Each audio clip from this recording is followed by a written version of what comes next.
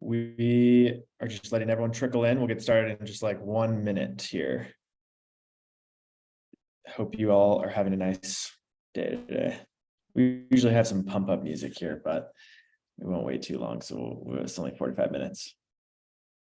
Christina, thanks for having your camera on. So I'm not talking to a bunch of pictures. It's okay. I know a lot of you are probably just listening in on while you're going about your life.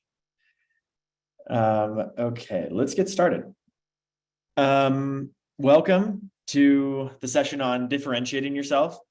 I'm John. I've been on a lot of the other sessions. You're probably sick of me by now, but I'm excited to go deep on this topic.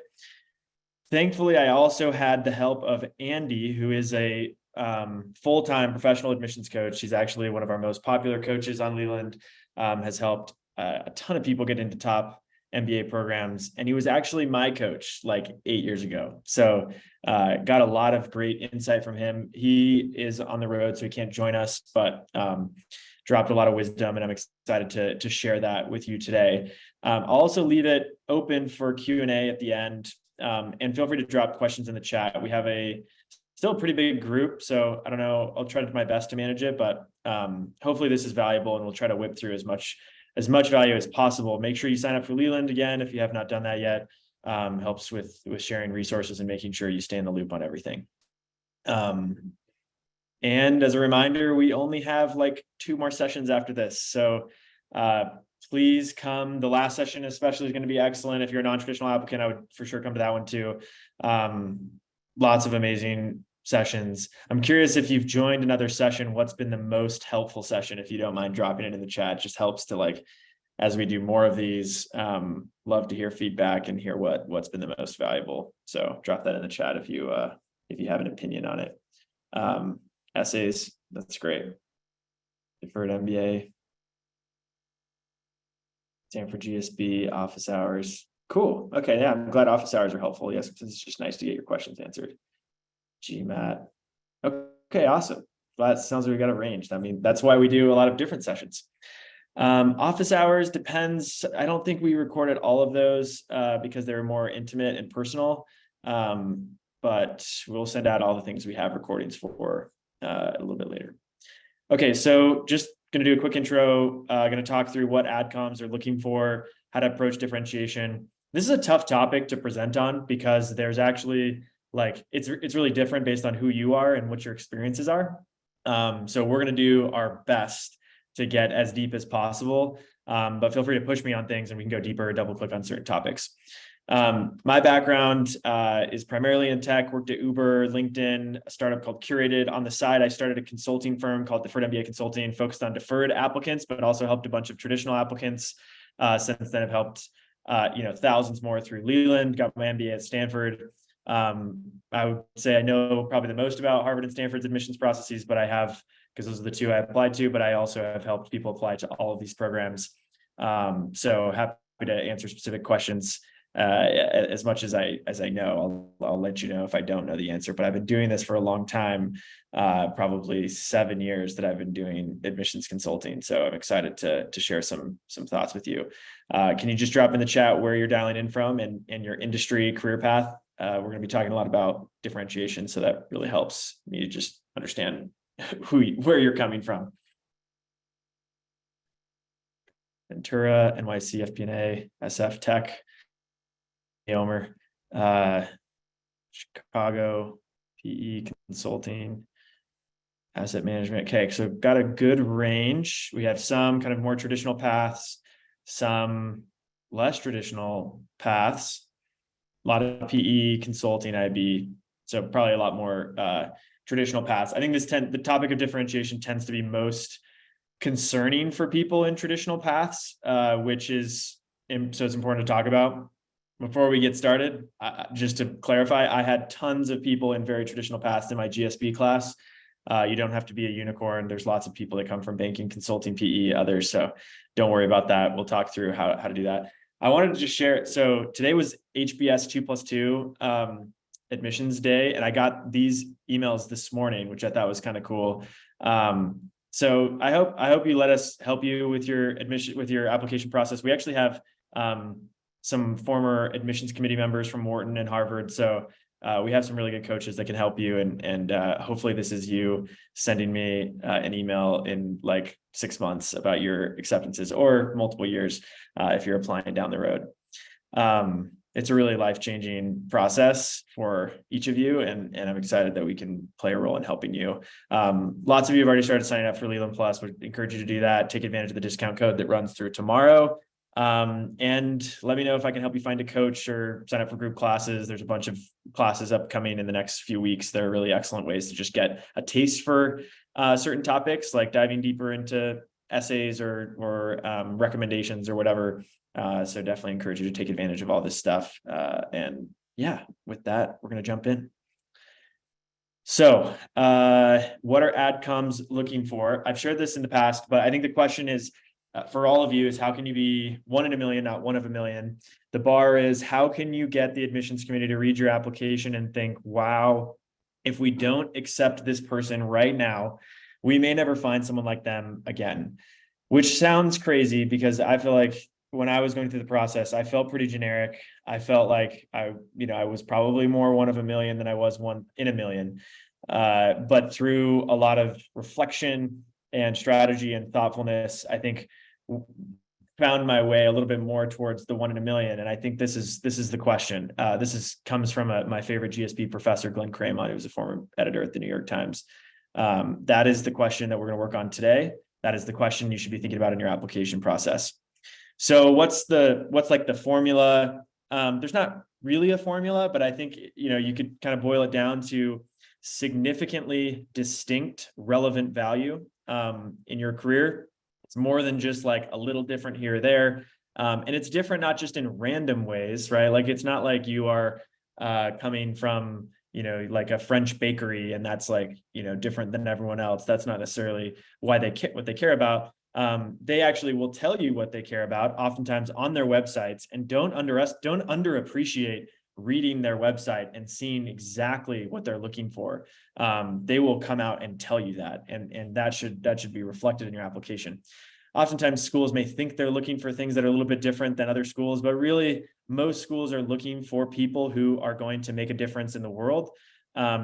Stanford's motto, change lives, change organizations, change the world. Very similar to Harvard's educate leaders who make a difference in the world. At the end of the day, they're trying to find people who are capable of leading, creating an impact, inspiring, and being comfortable being different. And that can be tough when you are just starting out in your career. You've maybe taken a more traditional career path. So we're going to talk through ways that you can differentiate yourselves and you can have that distinct, relevant value to them. It's also really important to think through like your industry. And these schools, I've heard this from several admissions committee members, they actually do bucket a certain amount of slots for different backgrounds. So they're not going to take 70% of their class from consulting. They're not going to take 70% of the class from banking or PE, even if those are like all amazing candidates. This is really important for people coming from traditional paths, because you are competing against oftentimes thousands of other applicants that are all amazing. Don't let that discourage you. There are lots of things that you can do to still differentiate yourself. Now, if you're coming from things that are more specialized, like climate tech or media and entertainment, or maybe some sort of nonprofit or military, which of course there are still lots of people applying, but maybe harder for people to bucket, that is an advantage. And I think you should use it to your advantage. Oftentimes people ask, like, what's the test score I need? What's the GPA I need? What do I need in order to make it in? And the answer is the test scores and GPA you need is directly related to the diversity and the strength of the rest of your application. So now if you're applying, if you don't have any extracurriculars and you're coming from maybe a more traditional, like let's say you're working at Goldman Sachs, and you don't have other things about you that maybe stand out, you're going to need a really good GPA and test score in order to make yourself stand out, because that is kind of the differentiating point in your application. But if you're working at Goldman Sachs and you maybe have a passion project on the side, or had one in the past, or you have recommenders that are willing to say really outstanding things about you, and you have kind of like certain deals that you've worked on that indicate a certain industry interest that you can write about in the future, and that's an authentic interest, that all helps you start to lean away from just the traditional boring finance person and something that is someone that's building a really thoughtful career, looking for certain experiences that you could only uniquely get in, at Goldman Sachs in this specific role. And all of a sudden you're starting to be closer to that 1 in a million that we've been talking about. So it's important to recognize where your current profile is at from a diversity and strength standpoint. I don't just mean diversity racially or from a gender, sexual preferences, whatever it is. Like it's the whole picture here. It's your industry background, it's your role, it's your life experience, distance traveled, where you're from, all of those things. Okay, so let's talk through some of the different elements of differentiation. And again, feel free to drop in the chat questions. I will. Let's just, okay, before I jump in, I'm just going to address some of these, like, what about these questions that have popped in the chat. VC, I would say, tends to be a little bit less common than like PE or banking. And I think you can spin it in a way, if VC is a very popular very popular post-MBA path. And so it can, I would say VC tends to be maybe a bit less competitive, or maybe a bit less traditional, which I think is a good thing. So that can be, I think VC is maybe a strength. Accounting. So accounting is, I would say accounting is probably a bit more traditional path. I think there's certainly accountants that go into MBA programs. I think you have to figure out how can you make your accounting experience feel really special or important, or kind of like lay a strong foundation for what you want to do in the future. Because you wouldn't necessarily see accounting as a really popular career path after an MBA. If you were to take like kind of the top 5, top 7, top 10 MBA programs. I would say if you want to know what MBA programs are looking for in terms of career paths, look no further than what their students are doing after their MBA programs, right? So if you're coming from product is a very popular post-MBA career path. So it tends to be a nice pre-MBA career path because they're looking for people who can come and share that product knowledge, help the people that are trying to get into product, or perhaps accelerate the people that are in products experiences too. So hybrid the buckets like climate, PE, VC, I think that is great. And I would say most of the, like, if you look at like the PE roles or consulting or whatever, the more that you can kind of lean into a specialty within that over represented path. So like when I interviewed at HBS, and there were I was 2+2, which they've called out specifically, they're looking for more non-traditional paths. There were still tons of people that were going to Bain and McKinsey and Goldman and other places. They just also were going into more like, they had like a chemical engineering background, or they were interested in, kind of a flavor of consulting that helped them stand out. So you can kind of draw, I know that's not always the case for everyone, that you have this like theme of ed tech or climate tech or whatever. But you can perhaps start to pull some threads that can create a hypothesis and a narrative that feels authentic. Yeah, so Hamid, that's a really good question. Like the line between non-traditional and kind of different, and just sort of like a bad career path, or just like not that compelling. And this is really important, especially for you coming from maybe non-traditional career paths. You have to figure out, how do you make what you're doing seem high potential? How do you make them feel like, oh, this is actually like a hard, high potential career path that has laid the groundwork for this person to go do amazing things?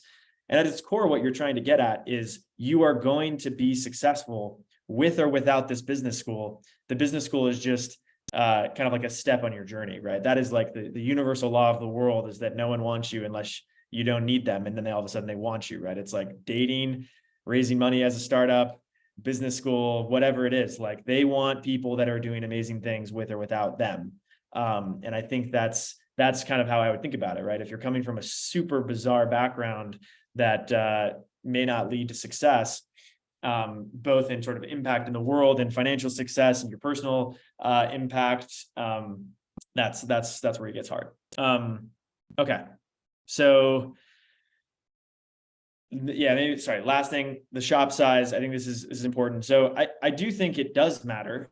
I think it matters because they want people that come from a diversity of shops, right? Like, they don't want to accept all of their PE candidates from BlackRock, right? Like, that would just be a waste of a class because these people have already gotten to know each other. They want a diversity. So they're going to pull some people from Chicago PE shops. They're going to pull some people from Utah PE shops. They're going to pull some people from, Bay Area, New York, of course. So I do think it can help. I think it can also feel though, like you need to make it clear why you're there, right? Like, did you just go to this PE shop because you couldn't get in at a different firm that was stronger? No, of course you need to frame it as something else, right? So there's lots, it's all framing, and we'll talk about that a little bit more. Hopefully this is helpful. Okay, let's talk through ways to diversify your candidacy. Of course, the obvious ones like strong test score, GPA, then you have, and just like, blanket achievements, things that you've accomplished. And then you have things like global perspective. And this is like authentic, real global perspective. This is not like my family went to, South America for a week and we built a school and that, now my life has changed forever. That's not like great. It needs to be like, you really actually have authentic global perspective that is clear to them. Personal diversity, this can be all sorts of different things.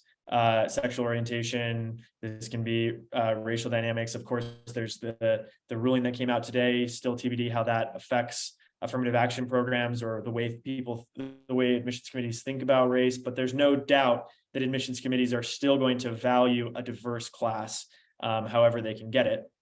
And then you have things like that are perhaps a bit more in depth, like interpersonal skills or your narrative, how you see the world.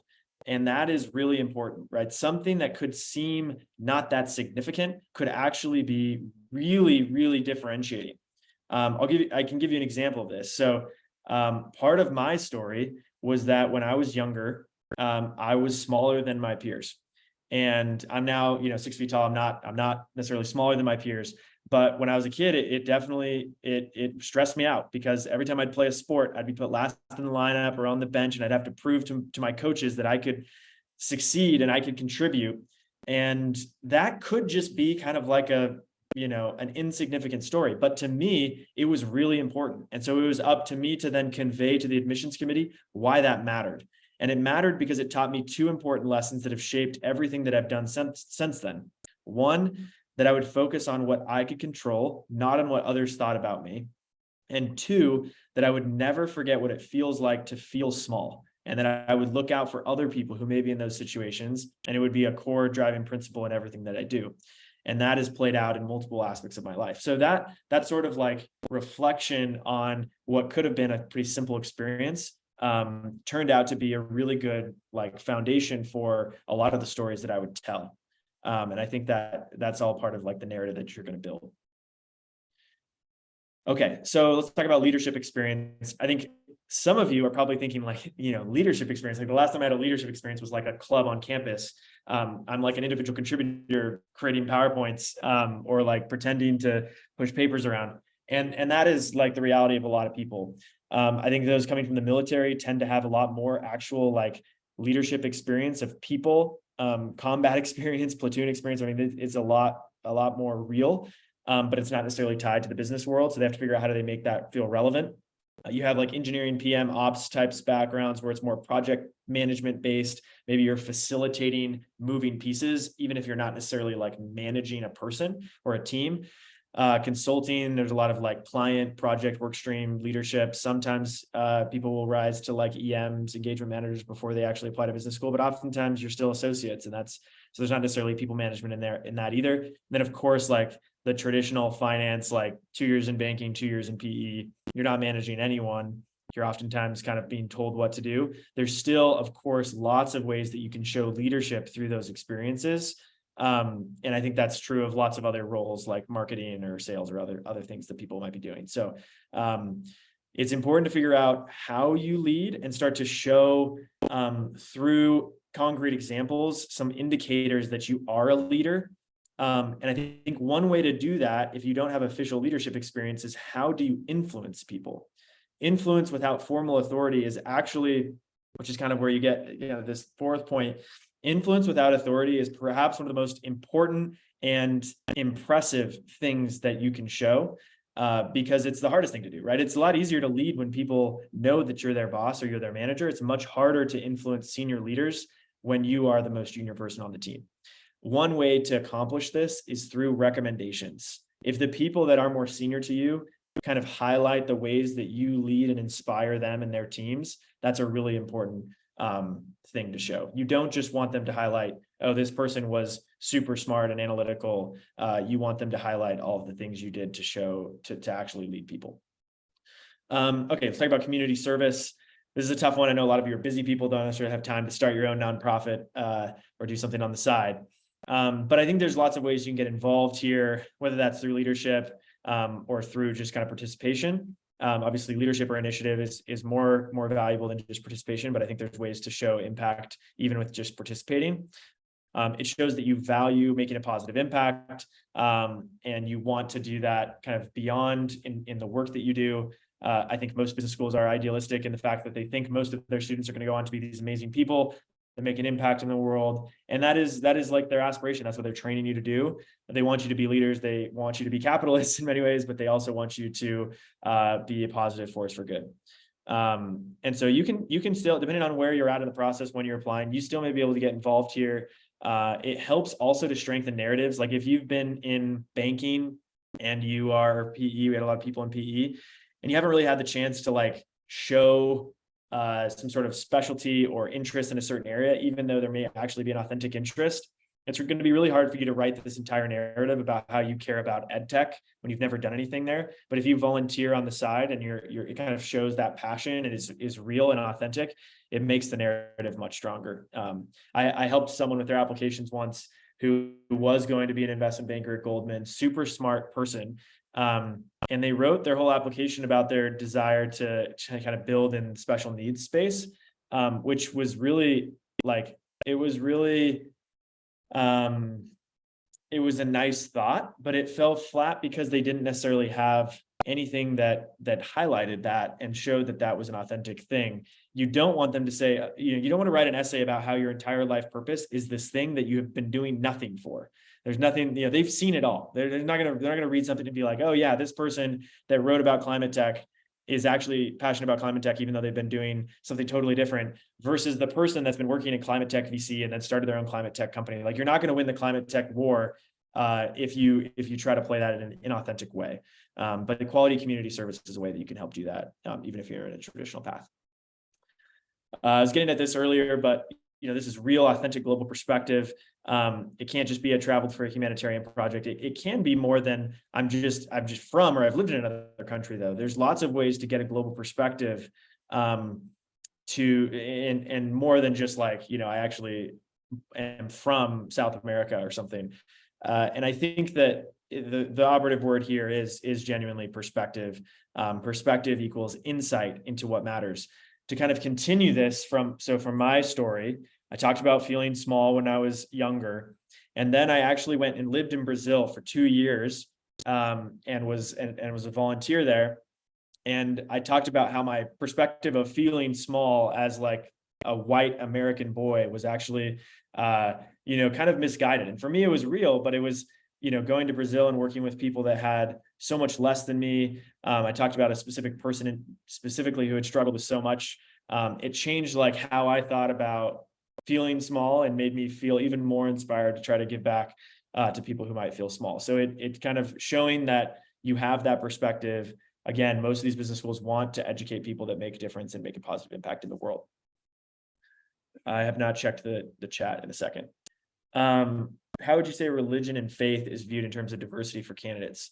It's really important. It's a good question. I'm a very religious person, and I talked about it in my essay, and I think you should feel comfortable doing that.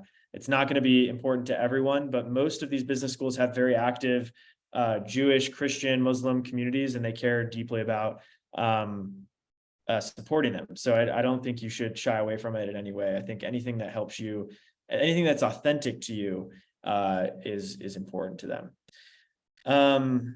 Adcoms move away from less favored industries, or is that a similar level of diversity? I think it depends. I think there's certain things that may be clearly not a desirable thing to do, and I think it's more important that you show them why you chose that. So if it's non-desirable, why is it desirable to you? Why is that important for you to set yourself up to make the impact that you want to have? And why, and in many ways, like, how can you be an alligator in a puddle in that industry after? Right. It's going to be really hard for people that are coming from PE backgrounds to revolutionize PE forever, because there's a lot of really smart people doing PE.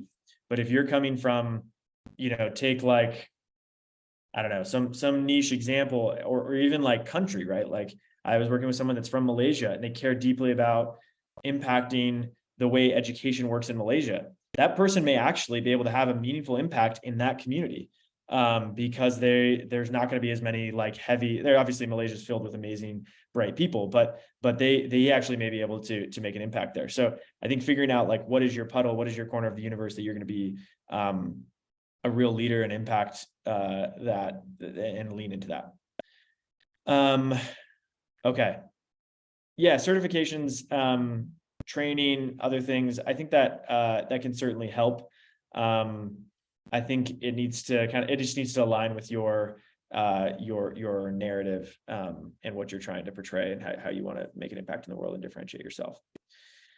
Personal diversity. I'm not going to spend a ton of time on this, but I think this is kind of the bucket of personal challenges, socioeconomic, identity. They care a lot about distance traveled here. So again, none of this matters though if you don't have the so what. It's actually like so much more important that you have a so what than you have a catalyst. And again, like I talked about feeling small, that's not necessarily bucketed in terms of in this like really painful like upbringing or challenge I had. I definitely have had my fair share of challenges with family health and other things, but like that specific experience was so important in my narrative because of the so what, and because of how it set me up for the future. Another example is someone's essay that I read, who talked about control, and they loved running because running was their way of controlling things. And then they talked about kind of losing control in certain aspects of their life. And it was just the perfect theme for them to talk through some of the challenges that they had, and kind of crystallize that theme. So oftentimes it's important for you to think about what are the themes that you have in your life that you can kind of extract and build a so what around, that's compelling. And most of these identity, socioeconomic, personal challenges, of course, they've seen most of them, but it's the so what that can be 1 in a million. Okay. We had a question about working at a Series A startup or just working at startups in general. I think it can help. I think there's the most important thing I guess I can convey to you all is that there's nothing that they want to see per se. Like they don't want to see that you've joined a Series A startup. What they want to see, or what you need to show them, is that you are creating an authentic, differentiated path and going to impact the world. And if that Series A startup helps you do that, then that is important to them. Interpersonal skills. So this is like, how good of a teammate are you? Are you a good leader? You should never underestimate the importance of your recommenders. Your recommenders are just so incredible. They can move the needle for you in your application. And I don't know if you've gotten this, but we have a recommender prep doc and a bunch of resources around recommenders. There's so much you can do to control them. Not in a bad way, control the outcome of those recommendations so that they are actually strengths and are actually what you want them to convey. Sign up for Leland Plus. I'm going to have a bunch of videos about this. I do like a whole class on it, but we'll send out the recommender prep doc as well to everyone that's participated in MBA week. But definitely encourage you to use those recommenders to drive home your interpersonal skills. It's very hard for you to communicate interpersonal skills outside of just communicating well in your essays, right? You claiming that you are a good interpersonal communicator is not necessarily going to make it believable. What they're gonna love hearing it from your recommenders. They're gonna love seeing it in some of the stories that you tell. Yes. Okay. So that's interpersonal skills. Helpful. We have a question in the chat. Is it helpful to spin a PE role as specialized, or all the verticals still considered similarly by the adcoms? I think it is. And I think it is, especially if it relates to what you want to do in the future. And I think, so one of my best friends actually was in real estate PE at Stanford. He leaned into that because he knew there's going to be a lot of other people applying from PE roles, and he specifically cares a lot about real estate. He cares about prop tech. He's worked at startup. He worked at a startup in prop tech while he's at the GSB, and he wants to use private equity is PE. Sorry, we've said that a lot. Private equity and VC is venture capital. So yeah, I think it's important to lean into it. I think if you're like, if you've been in infrastructure PE and it's not necessarily the future, I don't think you necessarily need to like lean in heavily to that. I had a friend that was in oil and gas PE, and he's like, there's just no reason to talk about my passion for oil and gas. It was just, that was just the best that I could do at the time. So he leaned into other things. And I think that's important for you to figure out. You're going to get in, not because you have no weaknesses, you're going to get in because you spike in a few areas. Okay. And just to kind of hammer this home, it's differentiation isn't just important for marketing yourself. It also demonstrates a really important quality in leadership, which is your ability to introspect, figure out what matters to you, what's important to you, what's important to others, how you show up in the world. And I think they care about that depth. They care about it a lot because it's in short supply. We had a session earlier this week that I loved what one of our panelists said, which was pulled from the HBS AdCom. She says, we see a lot of brochures. And I think that is just so true. And part of this is why, I think working with a coach can be so valuable, is because doing that work is actually hard. I wish I should have pulled up my first version of my essay. It was like the most boring thing you've ever read. It was absolutely a brochure. And it was just like me trying to explain some of the most important stories that I felt like were differentiated, but there was no narrative behind it. There was no depth, humanity behind it. It wasn't going to be something that the AdCom thought about when they went home at night. They were just going to read it and then say, okay, well, that was boring. And so that's why you need to do the work, do the introspection to figure out what matters to you. You can do it with a coach. You can do it with someone that matters to you. I couldn't really do it with my parents. I felt like my parents were just like, you're wonderful. This is great. And I'm like, this essay is terrible. I need someone that's going to tell me that it's terrible. So find someone that's going to tell you that your brochure is not good enough and you need to go deeper, and really try to get to that humanity. And that you can do that through a bunch of different ways. You can do that through asking yourself, the 5 whys. Why do relationships matter? Well, they matter because, growing up, I had this mentor that changed my life. Okay, well, why did that relationship change your life? Well, because I was lost and I couldn't find purpose in my life. And this, I'm being generic, but I think you can kind of do this work. There's a lot of different exercises you can go through to figure it out, but it really does need to be done. And it is super important in differentiating yourself, especially for the more competitive programs. Okay. And that is it. We're going to turn it over to Q&A. You guys have been dropping in a lot of questions in the chat. Definitely encourage you to get coaching. Sign up for Leland. Sign up for Leland Plus. I've told you this a bunch of times. Genuinely feel like they're super valuable. We try to make them as affordable as possible. If you have questions, you can raise your hand and I can call on you. You can also drop them in the chat and I can answer them. But would love to, we have a few minutes and would love to go deeper in any of these topics if it's helpful. Was this helpful? Did you tell me in the chat?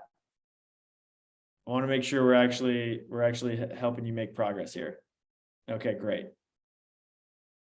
I appreciate that. And I'm happy to talk. If anyone wants to come on and talk through like their own unique story, we can talk through that and say, if there's like a situation where you're trying to figure out how to differentiate yourself. Okay, we have questions rolling through. People were typing. All right, so the first one is, have switched domains, tech to finance, might get into startups again, will have any impact on my application? Yeah, and it should. It should impact your application. I'm not necessarily saying it's bad. I'm saying there's impact because your career matters to them and your journey matters to them. And they know that no career paths are linear, even if you're going to try to tell it like that. But it's important for you to talk through the learnings, do the introspection to show why you made those decisions. They're going to ask you that in your interviews. My HBS interview was just a series of, why did you do this? Why did you do that? What motivated this? They want to know that it's been thoughtful. So if it's like jumping around badge collecting like a squirrel, that's not it. But if it's like, no, I've thoughtfully made these decisions, and those decisions have led me to this path, then it can actually be really valuable. Okay, what would you prioritize for a fresh grad that has a few years of work experience ahead before applying? Yeah, that's a great question. I would say, so the most important thing you can do, this is kind of the counterintuitive thing. The most important thing you can do to set yourself up for success in MBA programs is to not really worry about them, and to worry about making an impact in the world and finding the thing that you were born to do, that you can be the best in the world at, or at least one of them. Because if you find that, you're going to be irresistible to them. And if you do what you think they want to see, you will not be irresistible to them. You will be like what everyone else does. And so that's maybe the essence of it. I think specifically it's figuring out what are the high potential career paths that are differentiated that you can do, and the things that you can layer on with like community service and being an instigator. So like showing them that you don't just show up, you don't just participate, you don't even just lead, you actually make things happen. That is most important. If you're coming from a unique position, specialty that is classified in the less common bucket, but want to pivot to something else post MBA, are you better positioned talking about staying in that career path post MBA, or is it still compelling to talk about pivoting? Yeah, great question. There are trade-offs here, and I think it's hard to talk about it generally. I think this would be a decision that I would probably work with a client on, figure out, is it better to double down? And I actually just worked with a client who got into Kellogg, Columbia, and Booth, and he had a significant experience in the mental health space. He started a nonprofit, but he wasn't necessarily sure that he wanted to do that for the rest of his career. He had a lot of other interests, but this career path, these stories were compelling, and his best shot at getting into a good school, I felt like he was going into traditional career path full time. His best shot at getting into a top school was absolutely leaning in to something that was already a strength. So I think it's like, if you're coming from a specialty function and you feel like you could compete with some of the best in that specialty function, I think it's going to be hard for you to sell yourself on like a general pivot. That would be my best guess. And again, like, you want to be authentic, but you also need to be believable, and you need to feel like one in a million. And if you can't get there trying to be generic, or like trying to talk about this general career path, you need to go back to what you know. And again, they are not going to meet you on day one and say, hey, like, you promised us you were going to stay in infrastructure PE, like you better go back to that. They don't care. So you can still pivot. GMAT score, do you think would be good for someone coming in from MBB? So I would say depends on, so I would say in general, MBB test scores tend to be above average, because there's a lot of great MBB, really bright MBB people applying. I think your personal demographics matter a lot here. The other things you're involved in, the specialties, what you want to do with your life. There's certainly people below average GMAT and GRE scores that come from MBB that get in. So don't take this as like, 750, 780 or bust from MBB. But I do think that it is a more overrepresented career path, and the score that you need is directly related to the diversity and the strength of the rest of your application. Megan, yes, we do help with interview prep. We have tons of people that do interview prep, and a lot of people that have actually interviewed for schools. Like, we have an HBS AdCom member who did interviews, and so she's like an amazing interview prep person.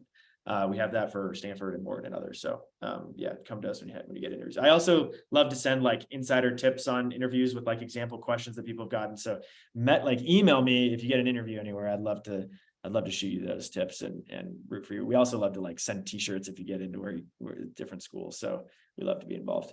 As an older applicant, how should I strategize to get into a full-time program? First thing I think about is not doing a traditional MBA. There's like really amazing executive full-time programs, and even like Stanford has the MSX program. I think those are genuinely quality programs that you should think about, and may be a better fit for someone that has a little bit more experience, more opportunity cost.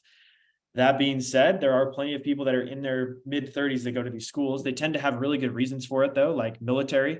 So we had like a Navy SEAL Team 6 guy in my Stanford class who'd been like, you know, in a war and clearly like had good reasons and wanted to finish that and see that through before he applied to business school. And then he did the full-time Stanford program. So most important is making it clear why you delayed. I don't know when James raised his hand, but James, do you want to come on? I'll take a break from the chat questions and take your question if you still have one. Yeah, thanks for your time, by the way, and for the sessions all throughout the week. Been super helpful. So for the record, I'm a deferred or prospective deferred applicant. And so, as we're talking about differentiating yourself, I feel like I have a pretty good idea of like where I'm going, which is just for the record, it's like global finance, cross-border M&A. It's what I'm really interested in, international markets. And I think that's evidenced by like the classes I've taken. A lot of my extracurriculars are focused on like international business finance, and a lot of my leadership positions too. So I feel really strongly about that. The thing is though that to be honest, I will spend a lot of more time thinking about this, but like a big personal reason why. And there was no singular like event, I'd say, like when I was younger, I haven't lived in another country outside the US. So I really feel like I might not have as strong of a why or a catalyst like you mentioned earlier for why that's sort of my focus. So I feel like I have the evidence for that in like my positions and all that, but I might not have as strong of a reason why. So what would be your recommendation for anyone in a position where maybe they're really interested in something and they want to focus their essays around something, but they might not have as strong or as impactful of a reason why? Yeah, great question, James, and good luck to you. So the first thing I would say is your why doesn't have to be in the past. Your why can be in the future. You can come up with reasons why this is important for the future of humanity, or the future of whatever, your community or whatever it is, whatever you're trying to do. In your case, maybe there's a compelling why behind facilitating international markets and whatever. You're going to know more than I do. So that'd be one thing to think about. The other thing to think about is like, I'd probably push you on not having a why. And I'd probably ask a little bit more about when you started to dig into it and what was compelling about it, and what led you to it. Because I think there's oftentimes it may feel insignificant, but it actually can be still a compelling story about like what piqued your interest there. So those would be a couple first reactions, but props to you for having a clear what you want to do. And I think the why is oftentimes some of the introspection work that you got to do that takes a little bit of time. That's really helpful. Thank you. Yeah, good luck. And yeah, hopefully we can help you.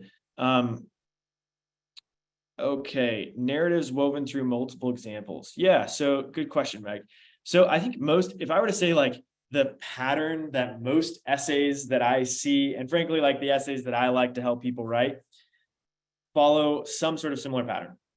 It is introduction paragraph where you kind of introduce a theme via a story or some sort of like formation event in your life, something that helped you like figure out what mattered to you, kind of set the groundwork for a lot of things. For me, it was the feeling small.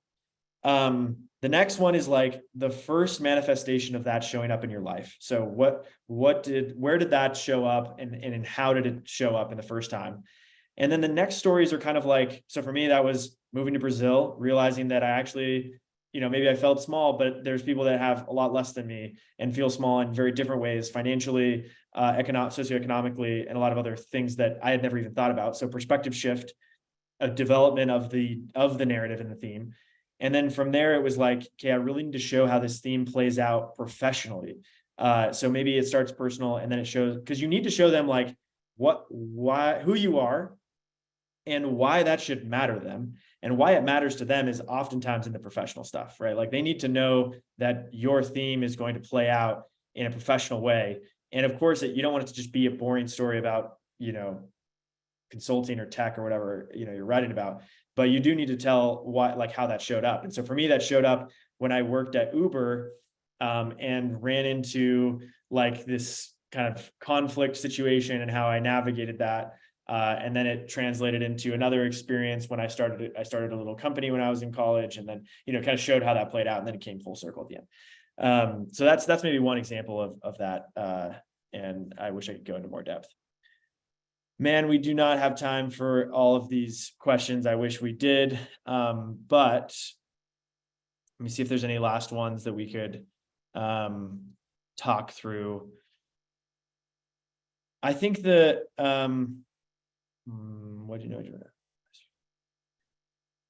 Yeah, I think so. I guess just a couple of last questions. So let's talk about like where would you start? Because that's kind of a lot of the themes of them. I think maybe start with what are five experiences that are unique to you that you'd love to touch on in some way, or you think you would, that are differentiated, that are special, that show elements of your greatness. And then create a list of 5 personality traits that make you great. And try to think through themes in those that you can pull from that could maybe piece together something valuable in a narrative. That's one way to get started. I wish I could talk more, but I think so yeah, we had a question. Yeah, we've got a lot of questions left. I'm sorry, I wish I could go into more depth. What I will say is please, so you can join, we have a Slack community, you can join that, and you can message in those channels. You can also message me on Leland through my Leland profile. I'm happy to talk more in depth, but would love to continue to help many of you. And yeah, wish you all the best. Hopefully this was valuable to you. And please keep in touch. We're rooting for you. We're on your team, and we're doing this for you. So thanks for taking the time. Take care.